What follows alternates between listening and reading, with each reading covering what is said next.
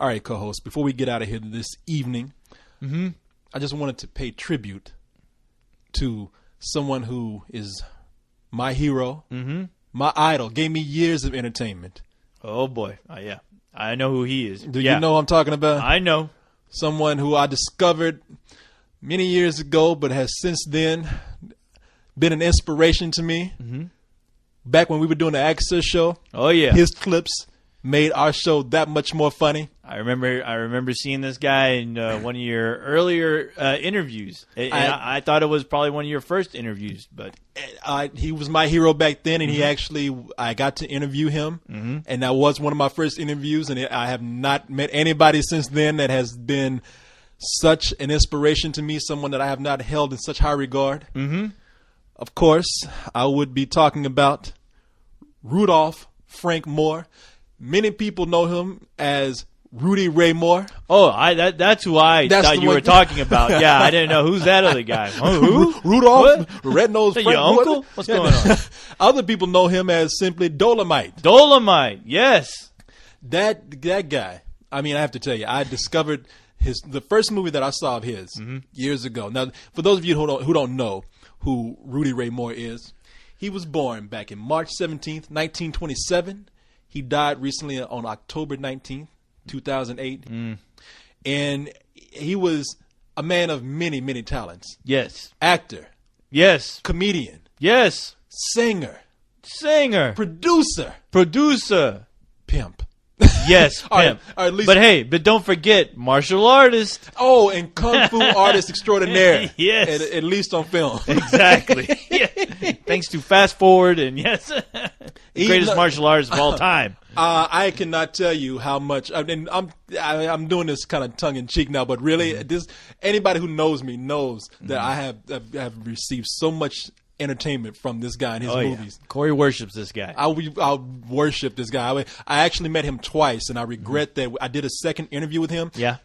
The whole reason why I started getting into digital technology is because at the access station I was using the big old cameras, the kind where you had to like have a separate tape deck from the camera, and you had to have a separate sound machine, a separate battery pack, and all this stuff was huge, like a fucking brick. Ancient technology, and just like me. Exactly. Yeah. No, better than you.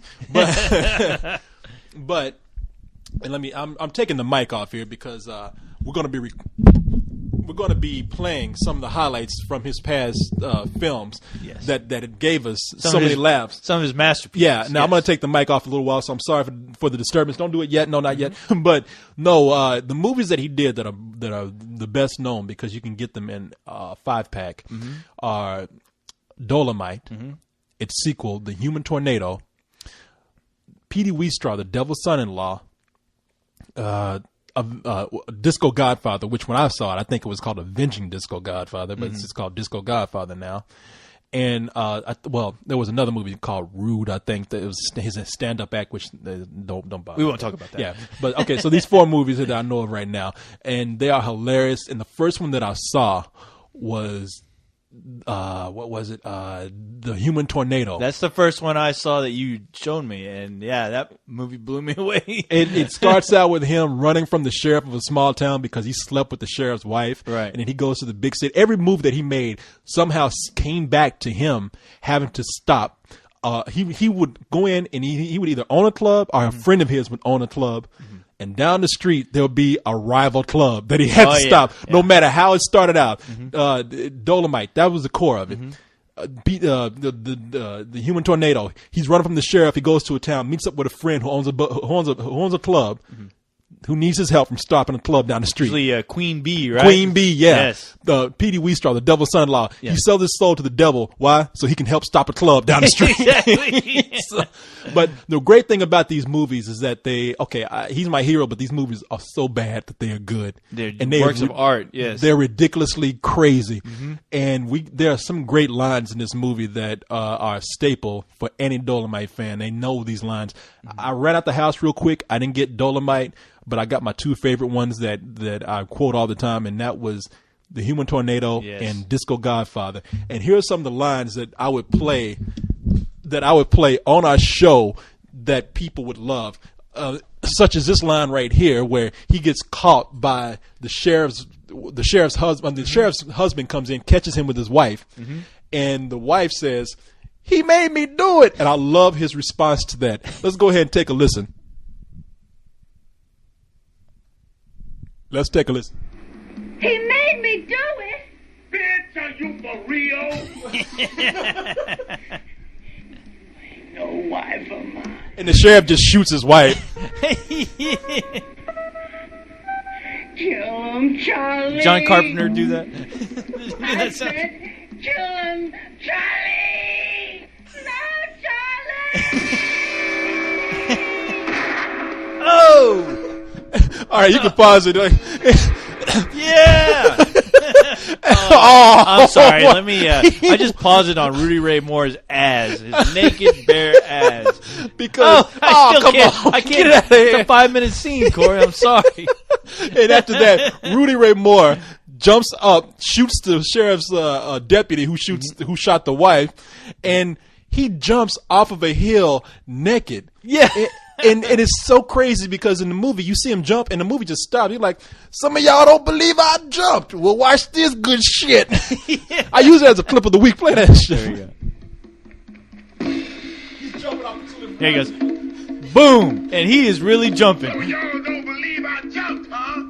So watch this good shit. And he shows it. Ouch. Damn. Listen to this music. That man. music is action-packed, Pee-wee. Now, go ahead, pause the real. He sounds like Samuel Jackson. Yeah. Makes you think, is this Samuel Jackson's uncle or Yeah. brother? Some of y'all don't believe I jumped. That's like something your dad would do. He's like, you don't believe. It's like he's showing you what he did, and he's gonna have to rewind it. And I love the fact, if you see this, people rent this movie. It is insane. It's funny that he jumps off the hill naked. Oh, but yeah. he still manages to put his hat on. Yeah, that's the one thing that just needs to go on. And he rolls down that hill, man. It's crazy. In this movie, interesting little point here, a little bit of trivia. The black Ghostbuster himself, Ernie Hudson, yes, is in this movie. He is in this, yeah. And there's a few other people who, if you know anything about R&B music or anything, which most of you probably don't care, there's some other people in there. But anyway, yeah, so man, you should put it on the fast forward a little bit. This because this is you probably heard us say this line before. You can find these movies anywhere. I mean, they're pretty popular. You probably have already seen them yourself. But when we saw this, we like, man, we hit gold here. Yeah. In fact, we used to when we let's see, hold on. They have okay. Wait a minute. There. Yeah, right. Yeah, pause a little bit. This is the line right here that you probably heard us say a lot. But we used to play that line all the time. Bitch, are you for real? When we were playing clips on the show, like when somebody would say something stupid in a movie. Real deal. Real deal. We inserted with, bitch, are you for real? People get a kick out of that. But I love this he's known for rapping. He's like, he calls himself the Godfather of rap, like everybody else does. Every rapper right now owes this guy something. Yeah, that's what in his mind. He's like, rap wouldn't exist without me. I created that shit. And if you listen to him, I mean, he rhymes, but his rhymes ain't all that great. But they're funny as hell, man. They are. And this is one of my favorite little rhymes that he does right here. The sheriff's people were chasing him. He gets out of the car, and even though they're in a high speed chase, he manages to run up a hill, point his shotgun, and give a little rap. Oh, yeah. Let's hear it. All right. I'll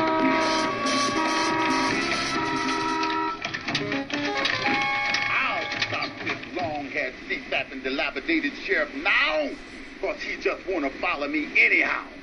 He think he's bad and ain't got no class. I'm gonna wrap this shotgun up his motherfucking ass. Here we go. Oh! And he shoots the car, and his car explodes. It's funny because he shoots his own damn car in order to make it explode. You niggas is running. We got a lot of running to do because we going to California. Watch out for snakes up there. By the way, Jimmy, if a snake was to bite me on my leg, what would you do? I'd suck the body, Dolomite. Well, Bo, if a snake was to bite me on my ass, what would you do? Dolomite, I guess you'd be a dead motherfucker. All that shit was like, it was like edited in post. Like none of those voices matched with those guys. They weren't even moving their mouths. They're not. Yeah, exactly. These guys are walking by and they're not saying a goddamn thing. This shit is just coming from out of the air. And then the movie comes on. He's obviously wearing a wig in the opening credits. Mm-hmm. He starts out with a big cape with Dolomite at the bottom and everything. He's just looking as crazy as ever. But yeah, no, God, do I love him for it. Yeah, no, I love this guy, and everybody has heard me say that I love this movie, Disco Godfather, because it has one of the biggest freak out scenes in there. Mm-hmm. Before we close tonight, this is I want to leave you with this lasting line from Rudy Ray Moore, my hero. This shit is deep. Let's go ahead and put that in, and then we'll play it for you. All right. This is a brilliant piece of filmmaking right here. Mm-hmm. Now, in Disco Godfather, Rudy Ray Moore, who is the Disco Godfather, is going after a drug dealer, a guy who deals in angel dust. Mm-hmm. He goes into at the end of the movie, he goes into the drug dealer's lair, which is like a spook house or something. Mm-hmm. And he has henchmen and everything. It's like a video game. Right. He gets captured. He's given a dose of angel dust. And now you think he's going to save the day. Like, the movie doesn't end like that. This is bold filmmaking here. Yeah. It ends with him being high on angel dust, and while he's kind of helped save the day, he's freaking out. He's lost his fucking mind, man. Yeah. It ends with him choking the drug dealer, hallucinating, and his nephew comes in and stops him, and the movie ends with one of the best lines in movie history, if you ask me. Let's go ahead and I'll play it. You're not my mother. You're not my mother. Uncle Chucker, you're evil. You're evil. Kill him, Uncle Chucker. You're killing. Uncle Chucker, no. It's Bucky, Uncle Chucker. When did you get out of the hospital? Oh, Uncle Chucker, I'm sorry. It's all my fault. All my fault. I'm sorry. It's all right, Tucker. It's all right. Call an ambulance. We gotta get him to the hospital fast. Take your hands off of me. No. You're not taking me nowhere. No. There's nothing wrong with me. There's nothing wrong with me. Take your hands off of me.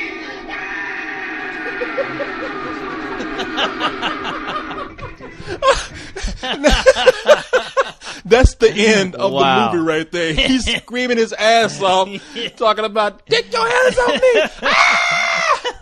But, a little bit of trivia right here, too. The guy his nephew that's trying to help him out in that scene, that's the Shogun of Harlem. That's the guy the guy from the Golden, not the Golden Child, but from, God damn it. The Last Dragon? The Last Dragon. Yeah. That's the him? Shogun of Harlem. Yeah, really? Yeah. Okay, hold on. So I'm gonna look back real quick. Look, pause it on this guy's face. Boom, boom, boom, boom. When did you get out of the hospital? See, look. My God. Yeah, that is him. I forgot the actor's name, but that is the Shogun of Harlem right there. Yeah, no shit. Kiss my Converse. Yeah. But man, I love the music in that scene. Space Cow. Cheesy ass space music they got playing in the background. Now I looked up the soundtrack because I wanted to get it. They're saying it's actually from a track called "Spaced Out," and I think that's what they're saying. Really? Spaced Out. But for years, Leon and I thought that they were saying "Space Cow, Space Cow, Space Cow, Space Cow." Pew, pew, pew. Well, man, all I have to say is that's just a little taste right there of the enjoyment that this man has brought me. The insanity and the entertainment. All my years. We can't even begin to touch how crazy these movies are with this little bit of a sample that we gave you. We can't show you the karate scenes in these movies. We can't show you the freak out scene right here. Yeah, we can't show you some of the nonsense from Petey Wheatstraw that's in there, like a woman giving birth to a watermelon. Man, but all I have to say is, and truthfully, no joking here, the man is a legend. Go out and watch these movies if you want a good laugh. You want to talk about great stuff to show at a party. These two movies that we played tonight are brilliant for that. Rudy Ray Moore will live on forever. Forever.